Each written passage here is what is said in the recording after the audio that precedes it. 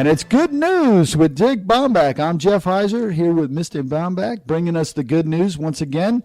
And he has been bringing some good news over these past couple of weeks. And if you haven't listened to the shows, you need to do yourself a favor and go out there and get some of that feel-good stuff that he's been putting down for us. Today, Mr. Baumbach. Yes, what sir. a great day. Yes, sir. I'm having a very good day, and I'm so excited because I used to be involved in Tennessee and work up there with this first story. And yes, you teased us last week, and I thought for sure it was going to be about the Volunteers against the Gators and about football, and you said no, and you were right. It's Tennessee to become our only state offering free community college for adults. That's correct. And this is Governor Haslam, and he is pushing forward a program. There is now free community college for high school graduates, but now they want to take it to adults also. And in his 7th State of the State address, he introduced the Tennessee Reconnect Act, and it looks like it's going to pass. And if it does, any adult citizen, it has to be a resident of Tennessee, they would get free community college. Now, is this up to and including a degree, or? Yes, up to and including a degree. Now, do their community colleges up there go for the 4 years, or is it a 2-year? It's some are 2 and some are 4. But again, it's free. It's free, and you know it looks like it's going to pass. Wow. But it gives those people who couldn't do it earlier in life the potential to do it. Right. And they don't have to say, I can't do it because I don't have the money.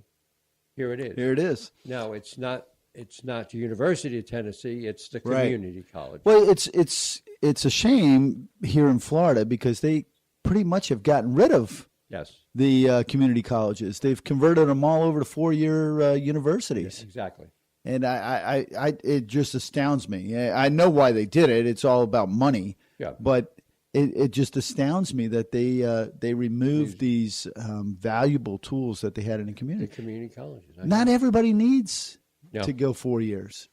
And the same thing hit me when they made the changeover. I understand it, but I also always thought of Brevard Community College, which is the local one. Right, as 2-year college, you went there to learn something, you know. And then if you wanted to move on, you could. Yeah. It's crazy. Speaking of crazy, this next one, I would, depending on where you were, I don't know if I would do this. An African farmer delivers water to wild animals during a drought. This is a pea farmer. His name is Patrick Kalanza Mawa, and he takes 4 trips across Kenya every week to refill a watering hole that nourishes local wildlife. Each trip costs over $300, but he makes the money entirely from donations. Unbelievable. And he basically says he doesn't want those animals, lions, zebras, elephants, to die because of the drought. That is just an amazing story. I mean, the dedication to that. It's like I said, I don't know if I could do that. You know, and I mean, so far he's delivered 12,000 liters of water. He delivers 12,000 liters of water each time he goes to the watering hole. Wow. You know, I'm very grateful that there are people like that in the world because, like I said, I don't know if I could do that. I just don't know. Well, I mean, I could do it at Disney World, but yeah. And then it would have to be in the ride, and as we pass by, Kingdom. Yeah, Okay. As we pass by, we'd have to hand out. Yeah, here's a plastic bottle full of water for you. The next one you have is every person deserves to rest in peace. Muslims help repair vandalized Jewish cemetery. This is such a terrible thing that has happened with this cemetery, and it's heartwarming that people are helping them. Well, and apparently, and this, by the way, was mentioned on nightly news a couple of weeks ago that the Muslims, there are more and more Jewish cemeteries being vandalized, and the Muslims in every one of those communities are coming forward. Wow. And are saying, no, this is not the way it's supposed to be. And they're also saying they want the people arrested who are doing this vandalism. Wow. Wow. Now, when I saw this originally, there was no mention that it was Muslims that were helping. It just that there was a group that was helping. It's the Muslims. Wow, that's amazing. Yeah, and the thing is, this first one was in St. Louis, and now, as you know, they've been bouncing. Well, right. You don't know because you haven't been seeing much of the news there. No, I haven't been. I really haven't. It's now bouncing all over, and in every case, the Muslims are stepping forward. Wow. Wow. So, and I think that they have raised. They started a Launch Good campaign, and in 24 hours, they raised $88,000 to repair the cemetery stones. Oh, wow. That's amazing. There's good people out there. There really is. Well, that's what, I think that's what we see every week. There really is. You think of the shows since the beginning of the year. There are people who doing good things. Yeah. I mean, like you and me.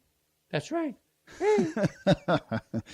Speaking of good things, why don't you tell us a little bit about this thing that you've started over in where you live? What? This exclusive club. The Power Hour? The Power Hour. Yes, the Vieira Power Hour. It's for people who are members of Chamber of Commerce, the Cocoa Beach Chamber, and we started because the Vieira area in Florida is just exploding. We started a leads group for business people, and I thought initially we'd get 3 or 4 people.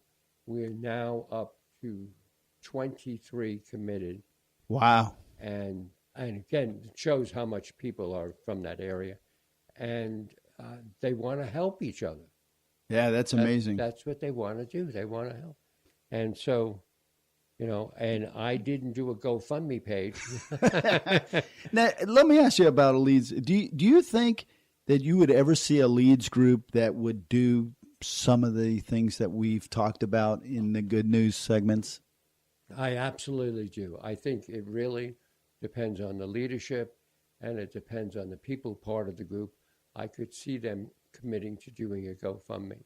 I could see other people saying, no, that's not what I want to do. But I could see some of these people saying, I will help out. And I think over the years, we have seen I know, I've seen. Yeah, we've friends that have said, hey, let's form a group and let's do this. Right. So, it's good people helping good people. Yeah. This last story is the reason why I asked that question. Okay. Because I could see this definitely happening through one of the different leads groups that I'm aware of. It's a mystery woman donates a rare bill worth $62,000 to help youth. Yeah, this happened in Northern Ireland, and she's unidentified. She accidentally found a 5-pound note that was worth a fortune. And she decided that she did not want to keep it. She didn't need it. She gave it to charity.